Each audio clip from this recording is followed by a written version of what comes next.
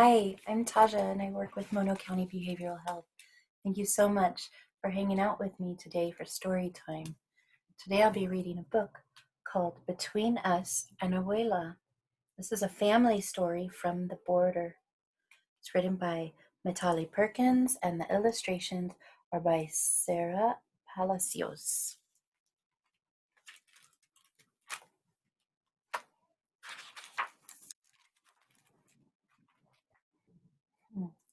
Abuela stars in all of Mama's stories, but my only memory is a voice calling me Angelita. We haven't seen my grandmother in 5 years, but today is La Posada Sin Fronteras, and we are taking a bus to the border to meet her.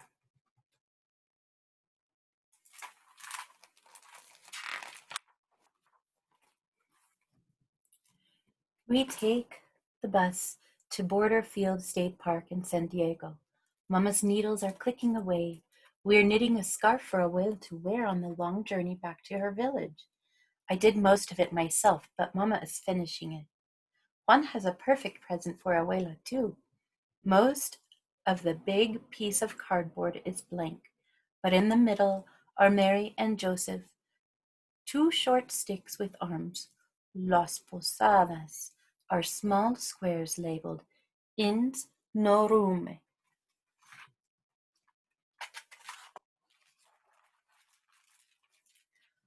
When the bus drops us off, we walk and walk along the beach.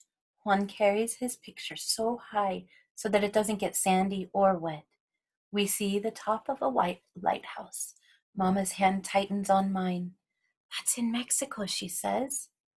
We walk closer. Two high, strong fences stretch along the border, reaching deep into the sea. Border Patrol officers are waiting. 25 people at a time, the shorter one yells. Each group gets 30 minutes.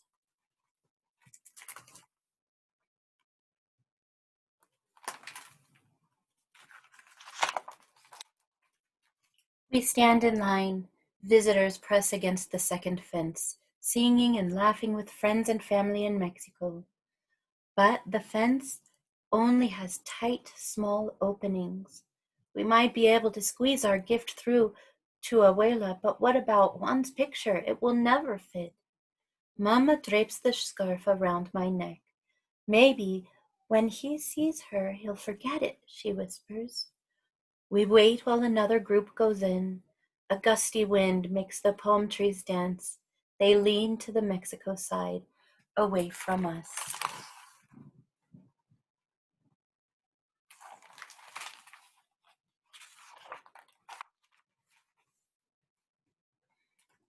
Finally, it's our turn. The gate swings open. Is Abuela there? Sylvia, Sylvia! I know that voice.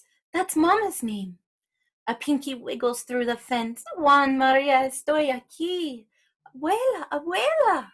Guapito, as she calls Juan her little handsome. Maria Angelita, I am still her angel.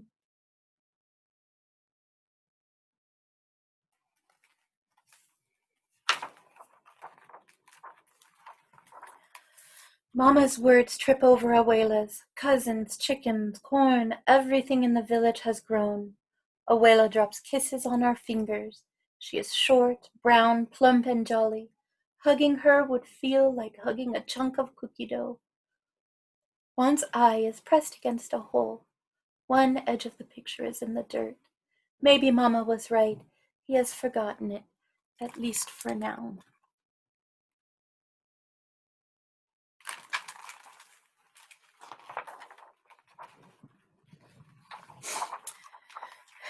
The minutes race by. A priest reads the Christmas story. He leads a carol about Los Posados. I close my eyes to hear Abuela and Mama sing. For a moment, the fences are invisible.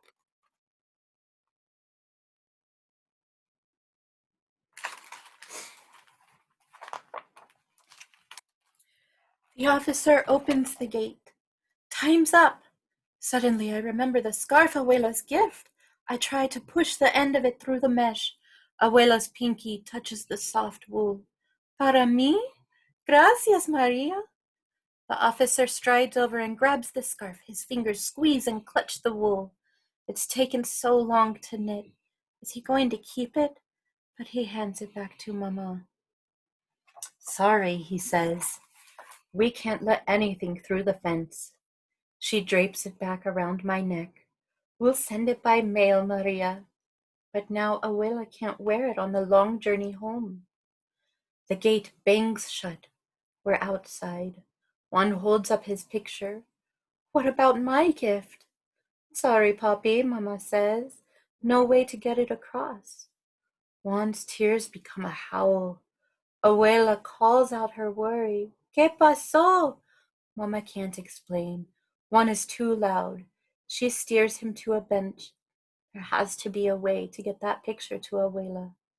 I glare at the fences.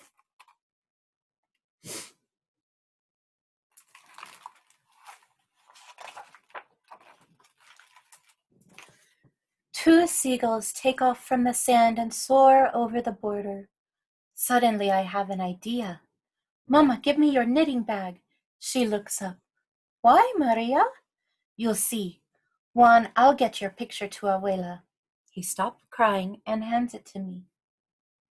Abuela, esperete. I call to my grandmother. Will she hear? Will she wait? Claro, Maria, she shouts.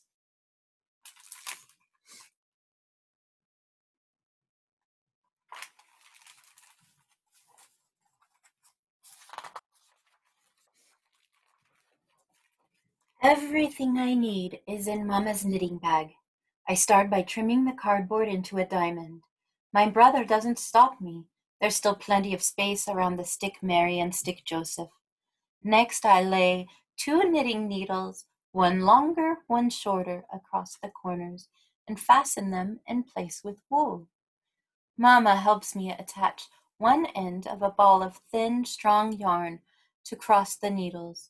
I poke a needle through the ball so two ends stick out. Better ask permission, Mama says.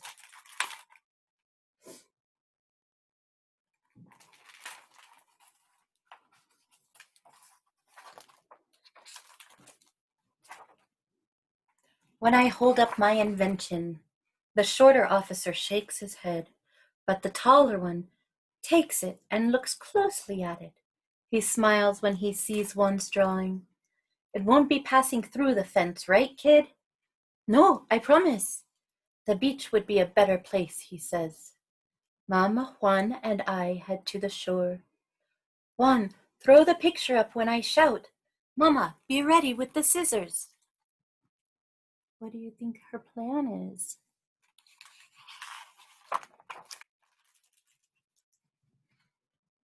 Juan lifts the picture. I take the string, turn my back, and run. Throw, Juan! At first, the yarn pulls taut behind me, but the wind dies. The picture nosedives into the sand.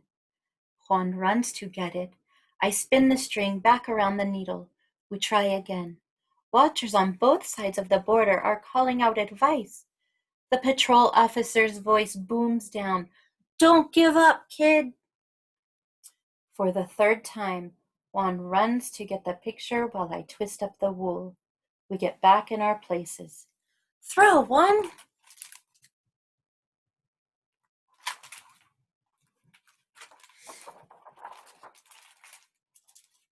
I race across the beach. The yarn pulls taut like it did before. I glance over my shoulder. This time the ball unwinds steadily, taking Abuela's gift up and up.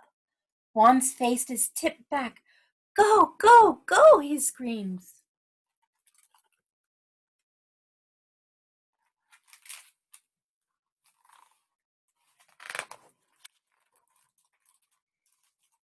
Others join in and it becomes a chant. Everyone cheers when the picture rises as high as the fence. Mama, the scissors! With one snip, she cuts the yarn. The wind holds and Juan's gift soars over both fences and straight into Mexico.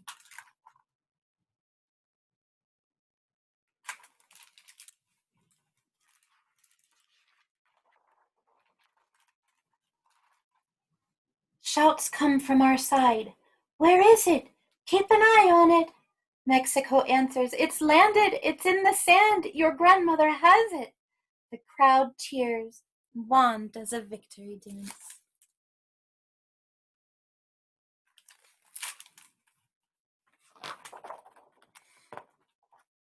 And that is the end of the story.